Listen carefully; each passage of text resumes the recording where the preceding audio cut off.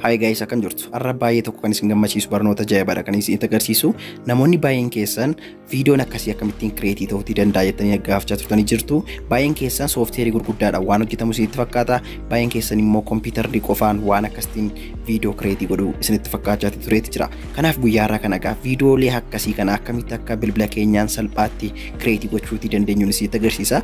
Viidiyooleen akkasii kun baay'ee tokko faayidaa kan namaaf qabanidha jechuudha. Tokkoffaan namoonni isin waa barsiisuu barbaadan salphaatti wanta isin barsiisaa jirtan sana akka isaan hubatan, akka isaan gammadanii viidiyoo keessan ilaalan ni taasisa.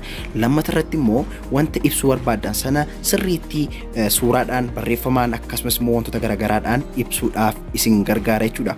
Egaan haalli itti fayyadama isaatii baay'ee tokko salphaadha. Kana irratti immoo faayidaan isaa hedduu tokko guddaadha jechuudha. Keessatti namoonni tuutoriyaalii garaagaraa namaaf qopheessanii nama barsiistan yoo jiraattan hedduu tokko irraatii fayyadamtu jedheeti yaada. Ana darra waanuma barbaadinaasaa inni immoo achirraa fakkeenyota garaagaraa suuraadhaan, barreeffamaan fi wantoota garaagaraadhaan namatti agarsiisaatti adeema jechuudha. Kun baay'ee tokko kan nama gammachiisudha jechuudha. Faayidaan isaa inni kan biraanii fakkeenyaaf isin afaan Oromoo dubbattu yoo ta'e namoonni isin hordofan baay'een immoo afaan Amaariffaa, Ingiliffaa fi afaanota kan biraa kan haasaa yoo ta'e egaan afaan keessanii wantoota garaagaraa haasaa achirratti immoo fakkeenyota garaagaraa afaan biyyoota garaagaraadhaan barreessanii nama barsiisuutii ni dandeessu jechuudha. Maaran egaa faayidaan isaa wantoota garaagaraadhaaf kan isin gargaarudha waan ta'eef hedduun keessan akkasitti gammadanitti fayyadamtan abdii guddaan qaba. Osoo yeroon gubiin egaa gara barnoota keenyaatti qajeella jechuudha. Steepii baay steepii sirriitti wantoota garaagaraa achi keessatti argaman hundayyuu waan isinitti agarsiisuuf sirriitti sirnaan hordofaa isiniin jedha. Amma eegallu.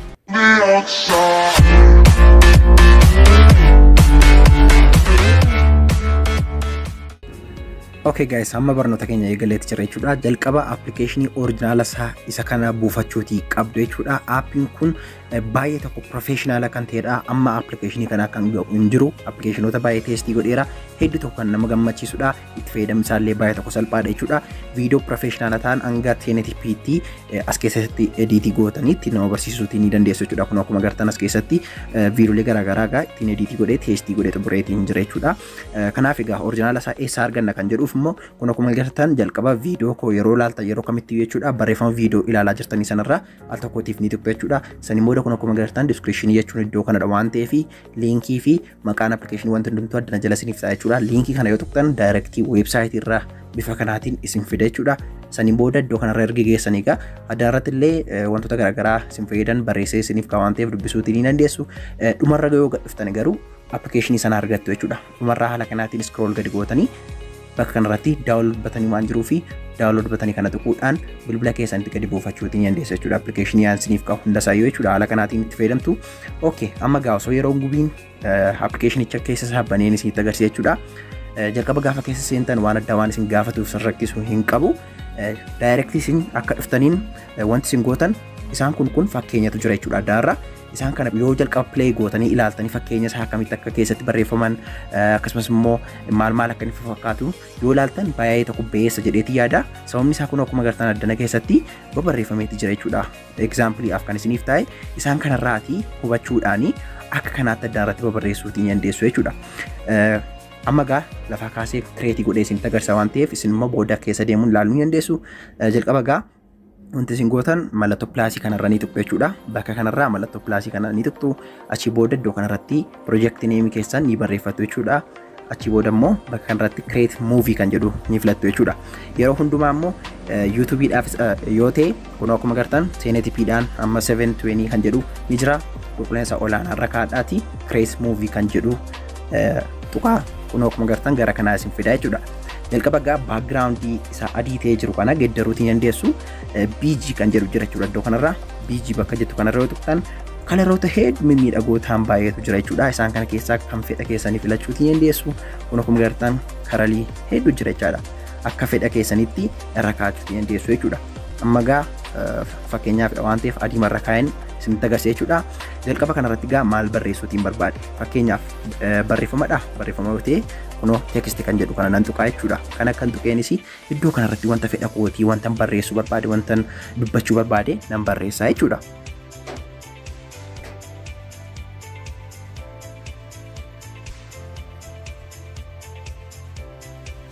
Haala kanaatiin ergin barreessee egaa kun amma fakkeenyummaafidha waan ta'eef bakka kanarraati immoo tekstii isaa geddarachuu ni dandeessu jechuudha. akkaataa teessuma appilikeeshinii fi diizaayinii isaa geeddaruu dandeessu as keessatti kan argamu. Appilikeeshinii kana keessatti kan argattan barreeffamoota mimmiidhagoo hedduu jira waan ta'eef. Amma fakkeenyaaf barreeffama kanaan akka inni taa'u godhe saayizii isaa guddisuuf xiqqeessuu ni dandeessu jechuudha. Haala kanaatiin fakkeenyaaf haala kanaan ergin kaa'ee booda saniin booda bakka kanarratti immoo suuraa wayiin itti dabala jechuudha. Yookiin animeeshinii wayii akkuma agartan bakka kanarratti stiikar kan jettu jirti. Stiikar kan jettu kana al tokkoof nan tuqaa jechuudha. Kan akkan tuqeeni addana irratti kan agartan kun hundumti isaanii suuraalee garaagaraa fakkeenyota garaagaraa itti daddabaluudhaaf isin gargaara jechuudha. Fakkeenyaaf bakka kanarra yoo tuqxanii kan isin argattan animeeshinii giif kan jedhamu as keessatti kan argattan isaan kana kan argattu jechuudha. Fakkeenyaaf yes jedhee yoo barreesse nama yes jedhaaru naaf fida jechuudha. Akkuma agartan baay'ee tokko kan nama gammachiisudha jechuudha. Waan barbaadan sarchii gootanii argachuu dandeessu. Amma gaa example maaf waan ta'eef isa kana nan fudhadha jechuudha. Al tokkootiif yeroo tuquun daawunlood godheeti jira. Amma gaa akkuma agartan nama yes jedheeru naaf fideeti jira jechuudha. Bakka kanarratti immoo barreeffama naaf kaa'eeti jira. Haala kanaatiin wal bira guddisuuf xiqqeessuu immoo saayizii isaa haala kanaatiin ni dandeessu jechuudha. Amma kanatti erginni taa'ee amma gaa harka ofii isaatiin itti naaf godheeti jira jechuudha. Hand kan jedhu akkuma agartan iddoo kanarraati fakkii harka namaa itti barreessu sana geeddaruu dandeessu. Kun akkuma agartan bakka kanarra yoo tuqe hand kan jedhu kanaa jechuudha.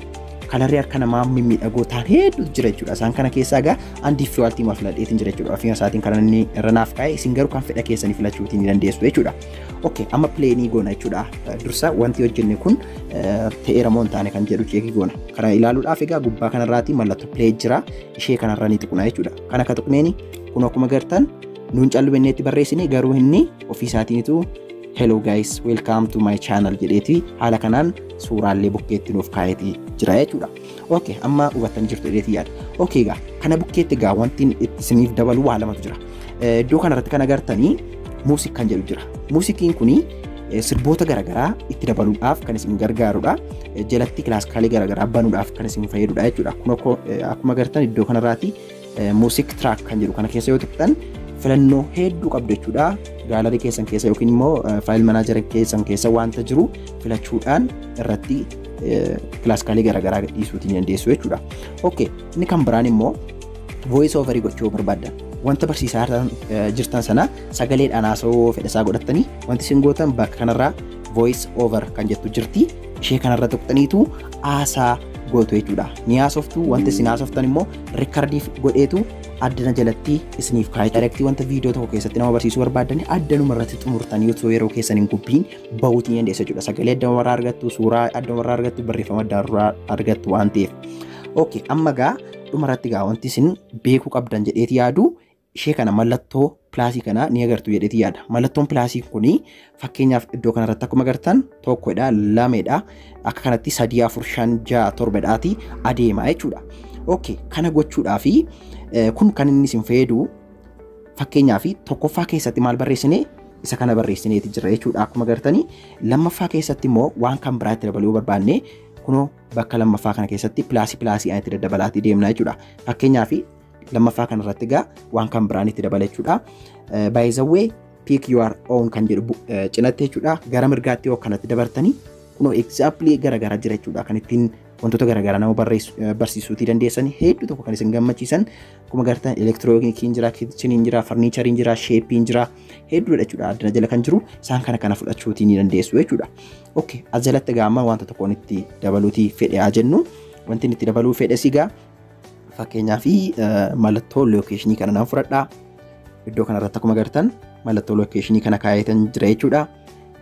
Bakka kanarratti immoo ammas stiikar kan jedhu kana tuquudhaanitu wanta kan biraa example kan biraa itti dabala jechuudha. Isinumatti agarsiisuu fi tokkoffaa lammaffaa jechaa akkamitti akka deemuun isin fayyadu jechuudha. Okay. Saayikilii fudhadheetan jira jechuudha. Amma nama saayikilii oofaati jiru haala kanaatiin jechuudha. Bakka kana gahuudhaaf adeemaa jira jennu kun haala kanaatiin walitti qindeessitu jechuudha. Wanta isin barsiisaa jirtan, wanta isin dubbataa jirtan sana duukaan deema taanaan akka kanatti fudhattanii example godhachuu ni dandeessu jechuudha. Kun ogaan lammaffaa sadaffaa enneeti jira jechuudha. Amma immoo bakka sadaffaa kanarra yoo tuqe akkuma agartan barreeffamoota barbaadeen irra kaa'a jechuudha. Fakkeenyaaf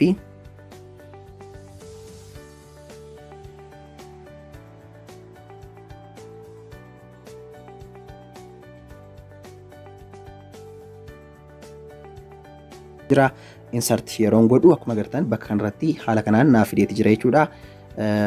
Saniin booda itti dabalee egaa animeeshinii garaagaraa gochuuti hin danda'a. Bakka teessuma isaa jijjiiruu hin danda'a jechuudha akkuma agartanii haala kanaatiin jechuudha. Fakkeenyaaf haala kanaatiin akka inni taa'u yoo fedhe guddisuuf xiqqeessu immoo ni dandeessu. Achi booda kalarii barreeffama kanaa geeddaruu yoo barbaaddan kun akkuma agartan bakka kanarraa kalarii isaa geeddaruu ni dandeessu jechuudha. Wantoota barbaadan illee dileetii gochuutii ni dandeessu jechuudha. Wantoota barbaadan akka fedha keessanitti barreeffama barreessitan suuraa irratti keessan hundayyuu dileetii gochuu ni dandeessu. Fakkeenyaaf suuraa kana dileetii gochuu yoo barbaade suuricha irra tuqee bakka kanarraa immoo mallattoo dileetii jira jechuudha. Ishee kana tuqnaan dileet ni ta'a jechuudha. Okay, amma gaa bakka sadaffaa kanarratti stiikerii wayiin itti dabala jechuudha. Mallattoo subscribe kan jedhu jechuudha. Mallattoo subscribe kan jedhu tan dabala as keessatti mallattoo subscribe kana nan fudhadha. Akkuma agartan subscribe batanii iddoo kanarra naaf fideeti jira. Xiqqoo ishee nan guddisa jechaadha. Haala kanaatiin barreeffama sana duukaa kan inni deemuu fi amma xureetan jira. Play godheen save godhadha jechuudha. Sadhuma gubbaa kanarraa gaa mallattoo playing waan jirtuu fi ishee kana tuquudhaan hojii keessan check gochuutii dandeessu jechuudha. Akkuma agartan egaa hojiin keessan kana fakkaata jechuudha. Gaa steepii kanaan baay'ee tokko simpliidha jechaadha. Wantoota barbaadan ani isinitti agarsiise alatti illee waan baay'ee itti daddabaluutii ni dandeessu jechuudha.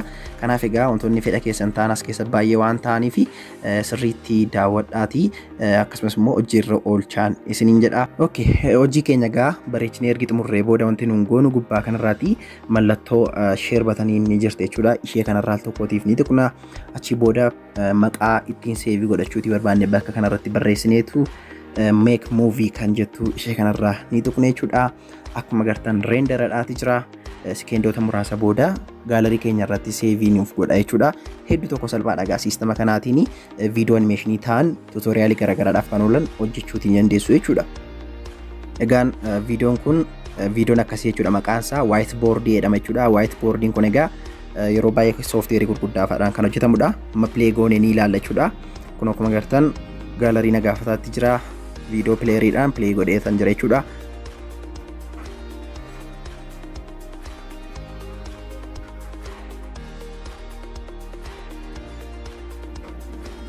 Kana fakkaata jechaadha. Hojiin keenya haala kanaatiin miidhageeti jira. Haala kanaan fayyadamtanii viidiyoo animeeshinii garaagaraa whiteboard jedhamu hojjechuutii ni dandeessu isin jedha. Akkasitti talabbii guddaan qaba. Yeroo itti maal akka isiniif qabadee barbaaddu kun iyyuu gaaffii namaadhaan kan isiniif dhiyaatedha.